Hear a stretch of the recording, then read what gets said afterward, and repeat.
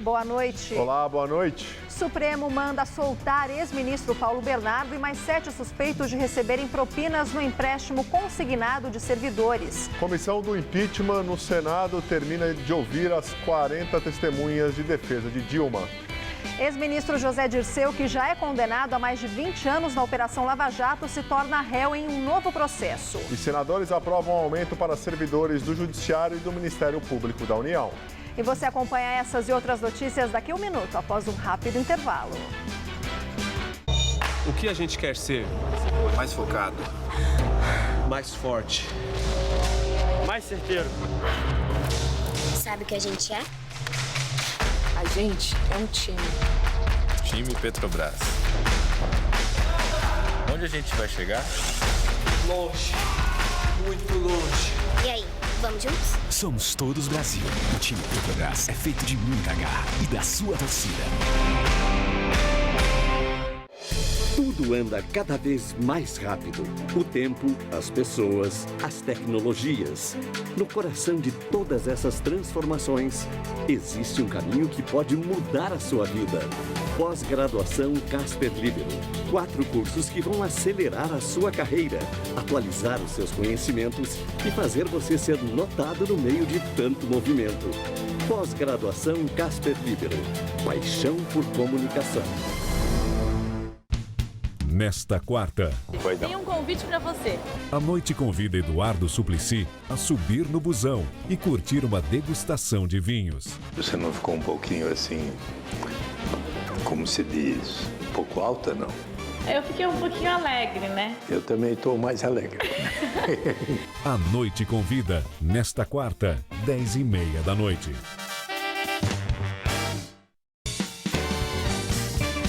Oferecimento Faculdade Casper Libero, formando os melhores profissionais da comunicação.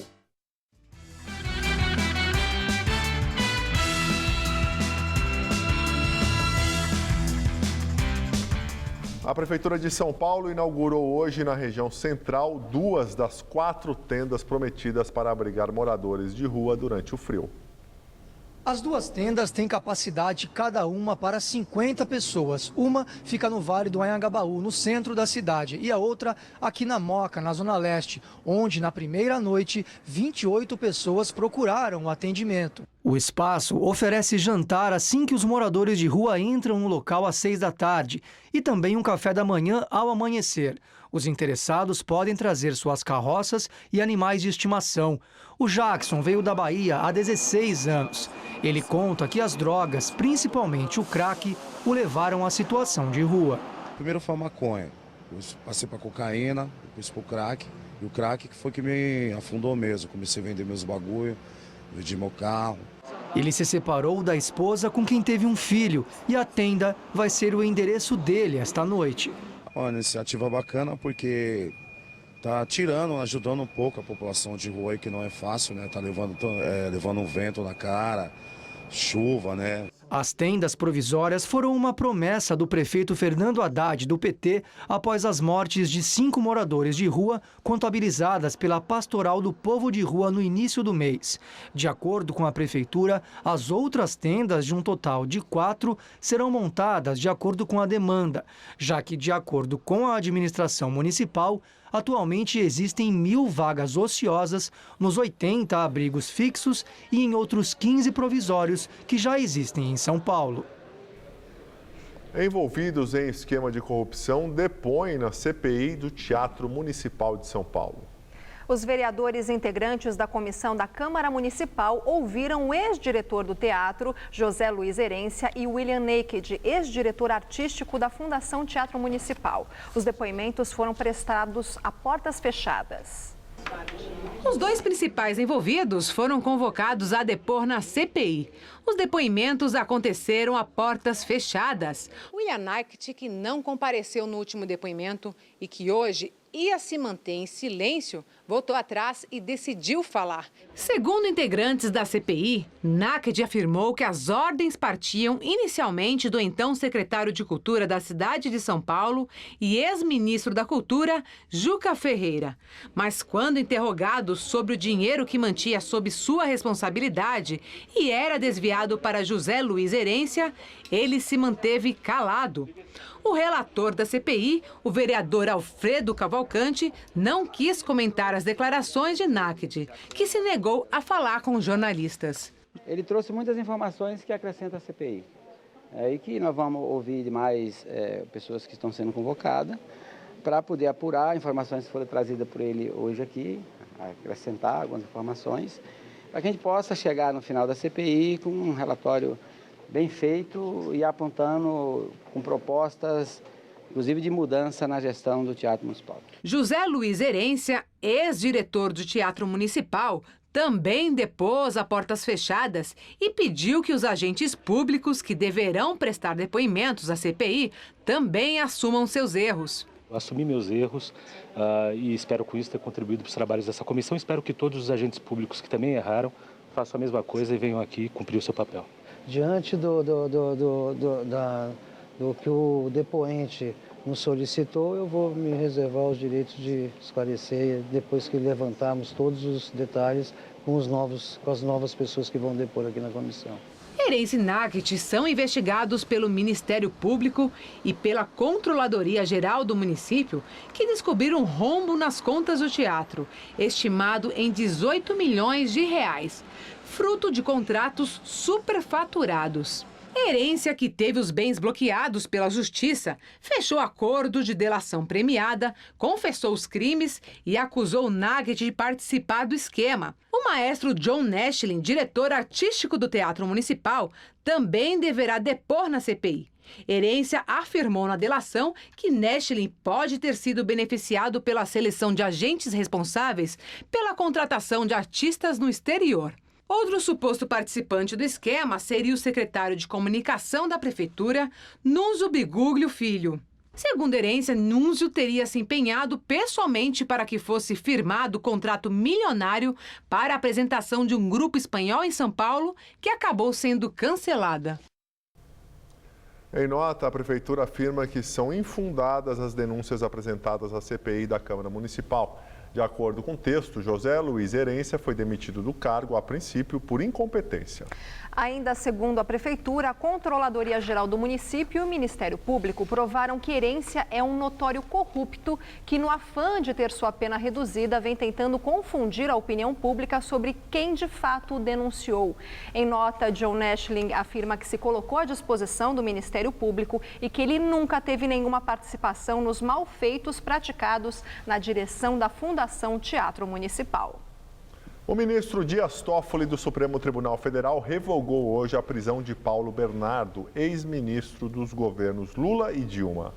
Além dele, a Justiça Federal autorizou a liberação de mais 7 suspeitos de se beneficiarem de esquema ilegal descoberto na Operação Custo Brasil. Porém, até o momento, ninguém deixou a sede da Polícia Federal na Zona Oeste de São Paulo.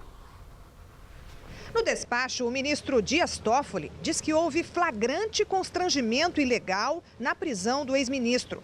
De acordo com o magistrado, a decisão de mandar prender o petista se baseia de modo frágil na conclusão pessoal de que ele poderia interferir na produção de provas, por ser ex-ministro e ter ligação com outros investigados. Toffoli citou ainda o processo do Mensalão, no qual não houve a decretação de prisões provisórias e todos os réus, ao final condenados, estão cumprindo ou já cumpriram as penas fixadas. Para o ministro do Supremo, não há indício de que solto, Paulo Bernardo poderá fugir do país. Mesmo assim, Dias Toffoli determinou que a Justiça de São Paulo avalie a aplicação de outras medidas, como o uso da tornozeleira eletrônica. O ministro Toffoli entendeu, de acordo com a pacífica jurisprudência do Supremo Tribunal Federal, que não há os requisitos autorizadores da prisão preventiva. Em Brasília, na comissão do impeachment, a senadora Gleisi Hoffmann comemorou a decisão de mandar soltar o marido dela. Isso é fundamental para mim, para nós que estamos aqui, porque não tinha base nenhuma para essa prisão acontecer, nenhuma. Quem leu, inclusive, a decisão judicial que se baseou a prisão, não precisava nem ser advogado, via de pronto a fragilidade. A senadora do PT é investigada no Supremo Tribunal Federal num inquérito ligado ao caso que envolve o marido. Paulo Bernardo foi preso na última quinta-feira, suspeito de receber 7 milhões de reais em propina, num esquema de fraude em empréstimos consignados no Ministério do Planejamento. Ao todo, segundo a investigação, 100 milhões de reais teriam sido desviados em 5 anos. No mesmo despacho que mandou soltar Paulo Bernardo, o ministro do Supremo negou o outro pedido da defesa para que o caso dele fosse transferido da Justiça de São Paulo para o Supremo Tribunal Federal. A defesa alega que as provas relacionadas a Paulo Bernardo são similares às que envolvem a mulher dele, que, por ser senadora, tem foro privilegiado. E a Justiça divulgou as condições impostas para que o ex-ministro Paulo Bernardo possa responder o processo da Operação Custo Brasil em liberdade. Ele terá de se apresentar a cada 15 dias à Justiça, está proibido de ter contato com os demais investigados, não pode exercer cargo público, nem se ausentar do país, inclusive terá que entregar o passaporte. Em nota, os procuradores que integram o grupo de trabalho da Operação Custo Brasil disseram que viram com perplexidade a decisão do ministro Dias Toffoli. O presidente interino Michel Temer anuncia reajuste de 12,5% do Bolsa Família a partir de julho. O valor é maior que o anunciado pela presidente afastada Dilma Rousseff. No Dia do Trabalho, 1º de maio, às vésperas de ser afastada pelo Senado, Dilma anunciou reajuste de 9% a partir de junho. No entanto, esse aumento não foi concedido pelo governo Temer, sob pretexto de que Dilma não indicou no orçamento de onde sairiam os recursos. Segundo o Ministério do Desenvolvimento Social, cerca de 14 milhões de famílias recebem atualmente o Bolsa Família. O pagamento médio é de R$ 164 mensais por família. O aumento do benefício vai causar impacto de 2,5 bilhões de reais por mês na folha de pagamento do governo.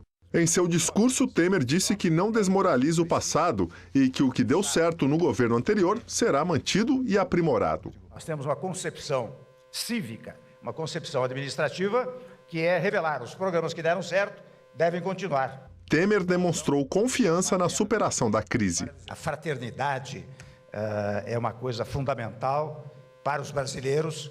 Nós temos que nos unir nesse esforço de recuperação e tenho certeza absoluta com a atividade dos ministros, com a nossa área econômica, e especialmente com o entusiasmo daqueles que estão aqui presentes, nós vamos tirar o país da crise.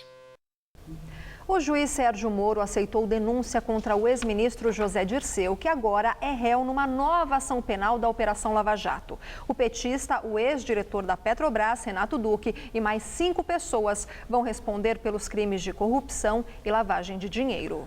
De acordo com o Ministério Público Federal, Duque ajudou uma empresa de tubos a fechar um contrato com a Petrobras em troca de 7 milhões de reais sem propina. Dirceu teria recebido 2 milhões de reais do esquema.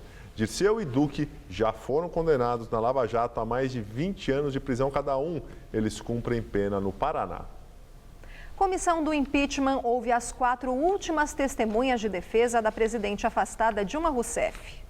Para a sessão de hoje foram convocados João Luiz Guadanin, diretor do Departamento de Financiamento e Proteção da Produção do Ministério do Desenvolvimento Agrário, Marcel Mascarenhas dos Santos, procurador do Banco Central, Fernando Rocha, chefe adjunto do Departamento Econômico do Banco Central, e Paulo José dos Reis Souza, subsecretário de Política Fiscal do Tesouro Nacional.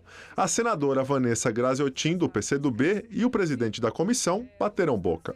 Vossa Excelência está atrapalhando o funcionamento da comissão. Aqui só pode desrespeitar, atrapalhar não pode, desrespeitar pode. Outra discussão foi entre a advogada Janaína Pascoal, autora do pedido de impeachment, e a senadora Gleisi Hoffmann, do PT. A advogada não é senadora, é importante deixar claro aqui, repetidamente ela tem se comportado como se fosse. Então, por favor, advogada, que se mantenha calada para que a testemunha possa falar. E Janaína respondeu: por força desse comportamento reiterado das nossas autoridades, no sentido de dizer, eu sou autoridade, você não é ninguém, portanto, cale-se, é que o país está desse jeito.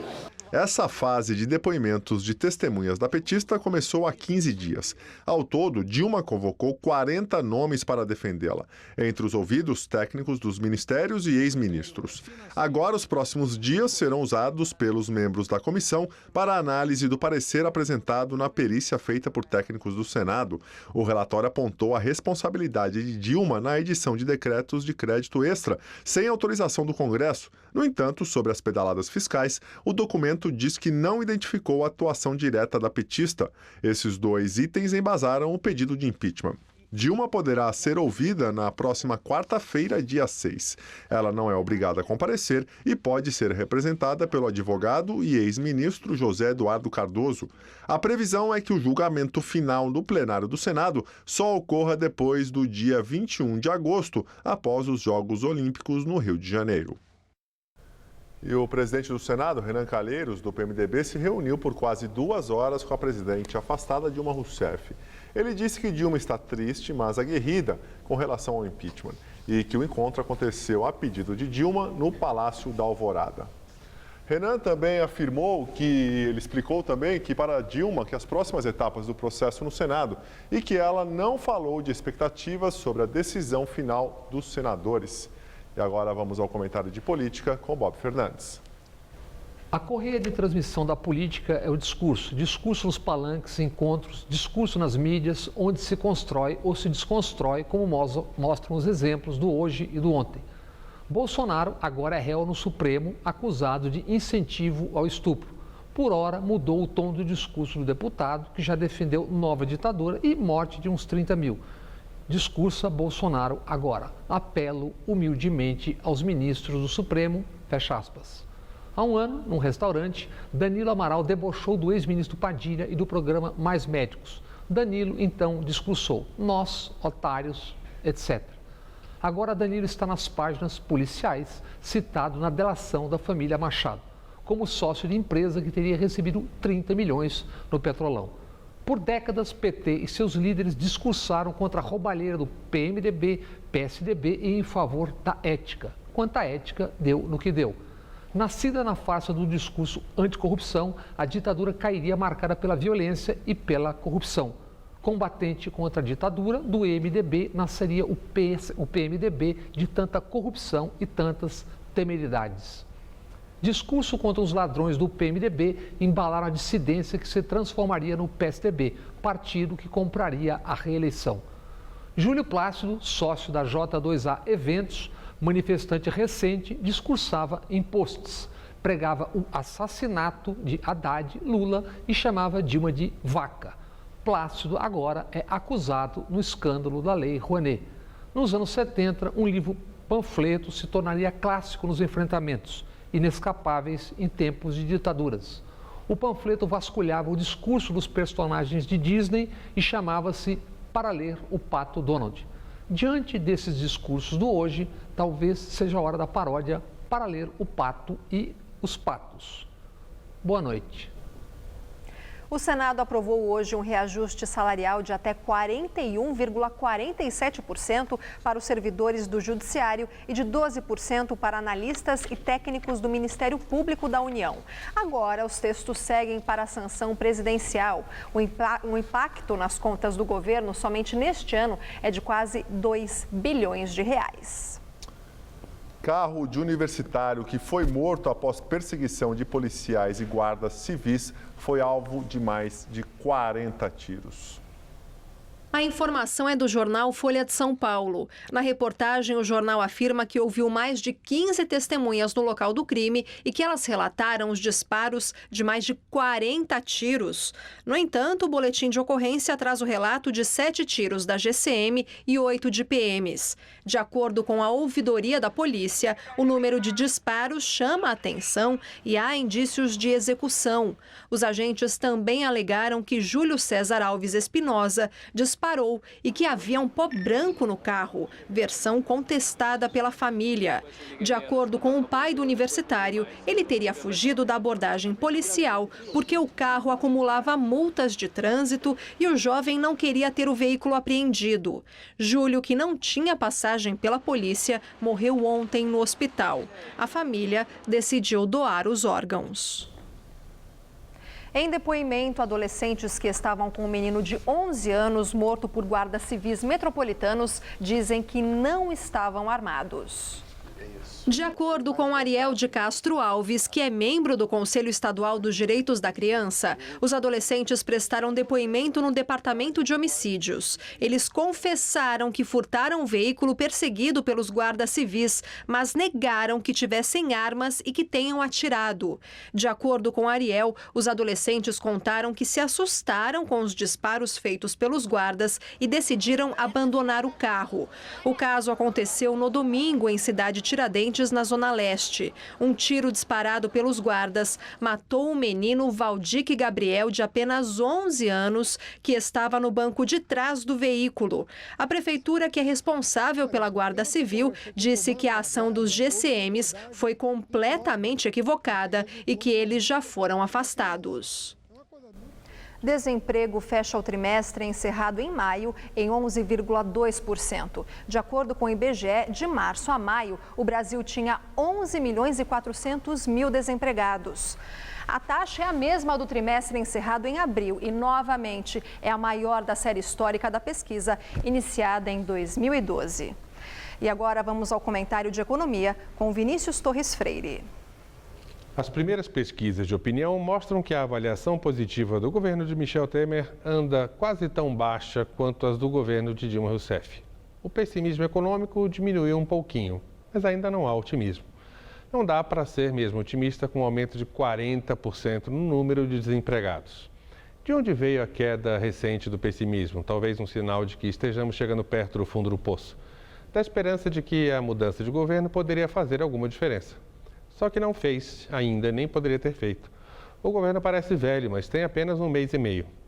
Poderia haver mais esperança se mais medidas econômicas estivessem sendo aprovadas. No entanto, o governo ainda está elaborando essas medidas mais importantes ou deixando várias delas para depois do impeachment, talvez em agosto. Ou até mesmo para depois da eleição, em outubro. Isso quer dizer que nada está mudando? Não é bem assim. Algumas coisas estão mesmo despiorando, mas isso já era uma tendência esperada. No dia a dia, no entanto, como no caso do desemprego, isso vai demorar a aparecer. Primeiro, as empresas vão parar de encolher.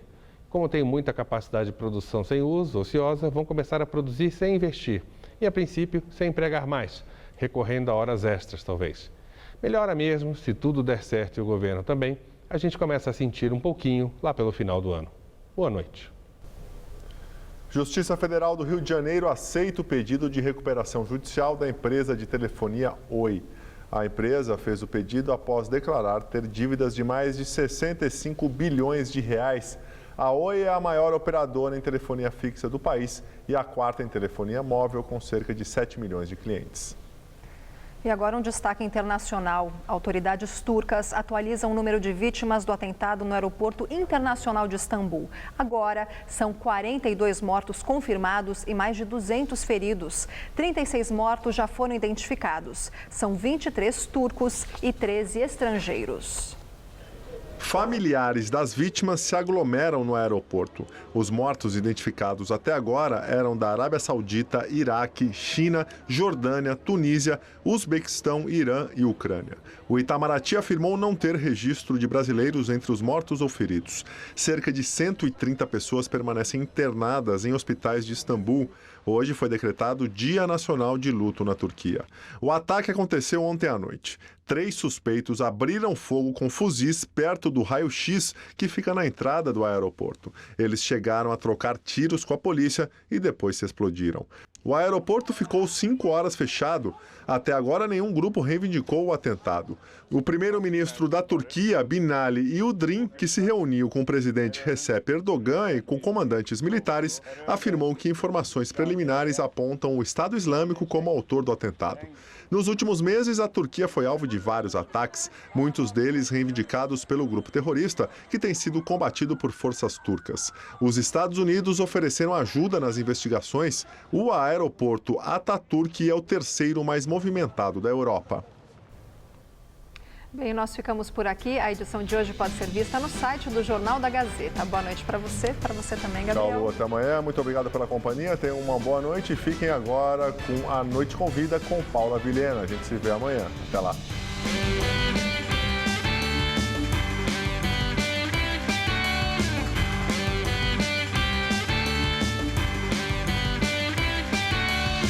Unifom recebe o ator e cantor Maurício Matar no Todo Seu. Daqui a pouco, 11 da noite. Assista agora A Noite Convida.